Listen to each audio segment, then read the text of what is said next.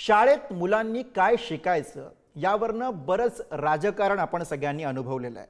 मात्र आता शाळेत मुलांनी जायचं कसं असा प्रश्न राज्यातल्या असंख्य विद्यार्थ्यांच्या समोर आहे.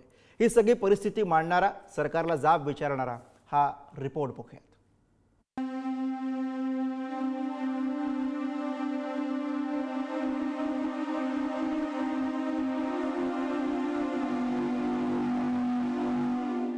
जीव धोक्यात घालून पुराच्या पाण्यातून शाळेत जाणारी ही लहानगी मुलं सगळ्यांनीच लाज लज्जा शरम विकून खाल्लीये की काय?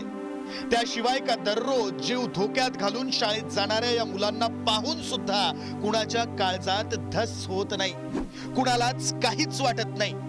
त्यामुळे ही बातमी फक्त आणि फक्त संवेदनशील लोकांनीच बघावी. मुलांनी शाळेत कुठली भाषा शिकावी यासाठी केवळ आकांड तांडव करणाऱ्या पुढाऱ्यांचं हे काम नाही. मंडळी, शाळेत पोरांनी कुठला विषय शिकावा यासाठी राजकारण रंगलंय, पण मुलांनी शाळेत कसं जावं हा प्रश्न कुणालाच का पडत नाही, हा मोठा सवाल आहे.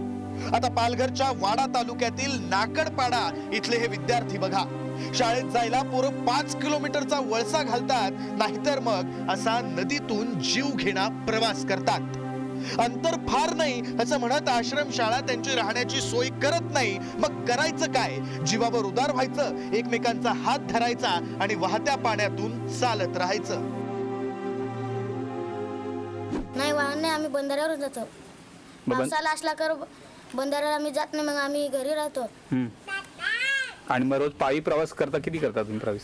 इकून जाताना 5 आणि तिकून येताना 5, एकूण मिळून 10 किलोमीटर. मग पाय दुखत नाही तुमचे? आमचे पाय खूप दुखतात, काटे पण राहतात आमच्या पायाला. आमचे पहिला चेपली पण नाही राहत. आमच्याकडे सरकारची मागणी आहे, आम्हाला पूल करून द्या, नाही तर बस द्या. सरकार का आमची काय मागणी आहे? पोरा एवढे लांब जातात, आम्हाला तिथं पूल पाहिजेत होता. बारका धरण दस आता आहे, पण त्याच्यावर चिकूट पोरा एखाद जर खाली पडला तर आमची लुसकानी होऊन जाईल. मग ते आम्हाला तिथं एक तर सरकार करून एक तर पूल द्या मोठा, एक तर आम्हाला बस द्या. 35 ते 40 मुलं जातात. पहिलीपासून तर 10वी पर्यंत पोरं इथून चालत जातात. मग इथले लोकप्रतिनिधींनी आता लक्ष दिलं नाही का कुठला? इथले लोकप्रतिनिधी सांगतात पूल होईल. इथले आमदार असतील, खासदार असतील. इथले आमदार तर सध्या नाही. आमदार तिकडे जरा आमच्या गावापासून लांबच आहेत. त्यांच्याकडे 1-2 वेळा तक्रार केली होती. ते बोलतात बांधू बांधू. त्यांनी हा दुर्लक्षच केलेला आहे. महाराष्ट्र राज्याचे मुख्यमंत्री देवेंद्र फडणवीस ज्या गडचिरोलीचे पालकमंत्री आहेत, तिकडची अवस्था बघा. नदीवर पूल बांधलाय पण अर्धवट आहे. त्यामुळे आदिवासींच्या नशिबी असलेला जलमरणाचा प्रवास संपत नाहीये. भामरागड तालुक्यातील गुंडेनूर नदीवरचा पूल शासनानं बांधायला घेतला होता, पण काम काही पूर्ण होत नाहीये. त्यामुळे दोरीच्या मदतीनं ही पोरं नदी पार करतात आणि शाळेत जातात. ही या सगळ्या चिल्ल्या पिल्ल्यांची तळमळ आहे. शिक्षणाबद्दलची ही आस्था मुलांना शाळेत नेते. या दोऱ्या, टायरच्या ट्यूब, झाडाच्या फांद्या या सगळ्या केवळ निमित्त आहेत. पण प्रेक्षक हो, शाळेत गेल्यानंतर तरी बरी परिस्थिती असते का? तर तसंही नाही. धाराशिव मधली ही मोडकळीला आलेली शाळा बघा. शाळेतल्या 18 वर्ग खोल्या धोकादायक आहेत. पाडकामाचे आदेश विदेश देऊन झालेत, पण पर्यायी वर्ग खोल्याच नाहीत. म्हणून करायचं काय? तर विद्यार्थ्यांचा जीव धोक्यात घालायचा आणि शिक्षण द्यायचं. जीव मुठीत धरून इथं वर्ग भरवले जात आहेत. आमच्या शाळेमध्ये 450च्या वरती मुली शिक्षण घेत असून आमच्या शाळेमध्ये स्वच्छतागृह व्यवस्थितरित्या नाही. आम्ही ज्या शाळेमध्ये शिकतो, ज्या इमारतीमध्ये आम्ही बसून शिकतो, त्या इमारती आमच्यासाठी धोकादायक आहेत. या ठिकाणी विद्यार्थ्यांना बसण्यासाठी कुठल्याही प्रकारची जागा नाही. त्याचबरोबर शालेय पोषण आहार शिजवण्यासाठी कोणत्याही प्रकारची व्यवस्था नाही. किचन शेड नाहीत, विद्यार्थ्यांना बसण्यासाठी बेंच नाहीत. बऱ्याच या ठिकाणी सुविधांचा अभाव आहे. या शाळेमध्ये कमीत कमी म्हणलं तर 860ची विद्यार्थी पटसंख्या आहे. महाराष्ट्रामध्ये पटसंख्या अभावी शाळा बंद पडलेल्या आहेत, पण इथं एवढी पटसंख्या असून सुद्धा सरकारचं लक्ष नाही आणि सरकारने ह्या शाळेकडे लक्ष दिलं पाहिजे. ज्या वयात शाळेत आलेल्या पाहुण्यांसमोर आपल्या शाळेचं कौतुक करायचं असतं, त्या वयात या पोरांवर आपली कैफियत मांडण्याची वेळ आली आहे. आणि ती कुणामुळं हा खरा सवाल आहे. आता राज्याच्या उपराजधानीत नागपुरात चला. मंत्री महोदय चंद्रशेखर बावनकुळेंच्या मतदारसंघातली ही शाळा हुडकेश्वर झेडपीची ही शाळा, या शाळेची खासियत अशी आहे की या शाळेत 5 इयत्तांचे विद्यार्थी एकाच वर्गखोलीत बसतात. नव्या इमारतीसाठी प्रस्ताव दिलाय, पण 2018 सालापासून तो धूळ खात पडलाय. इथे पहिला वर्ग आणि दुसरा वर्ग आहे, तिकडे तिसरा चौथा पाचवा आहे, एकूण 5 वर्ग आहे आमच्या इथे. आणि रूम सध्या एकच आहे. हा वरांडा आहे, या वरांड्यामध्ये मी माझे वर्ग घेऊन इथे ऑफिसचं आहे, त्याच्यामुळे दोन्ही काम होतात बा. या पहिल्या खोलीमध्ये जो वरांडा आहे त्या वरांड्यामध्ये पहिली आणि दुसरीचा वर्ग भरतो, तर इकडे जे आहेत ते विद्यार्थी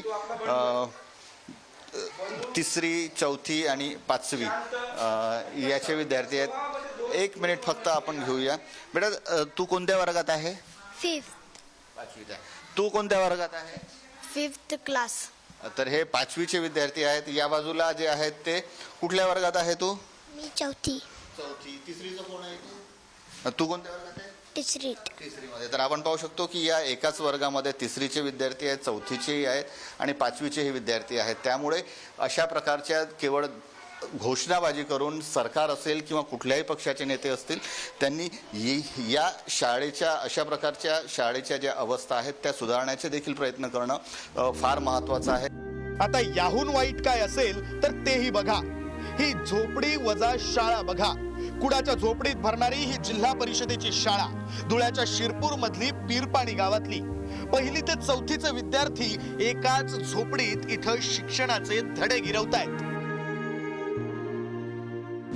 आम्ही 2011 पासून आम्ही जे प्रस्ताव पाठवले पंचायत समिती, जिल्हा परिषदला, धुळ्याला, नाशिक पर्यंत, पण तिथून अजूनपर्यंत प्रस्ताव नामंजूरच होत आहे.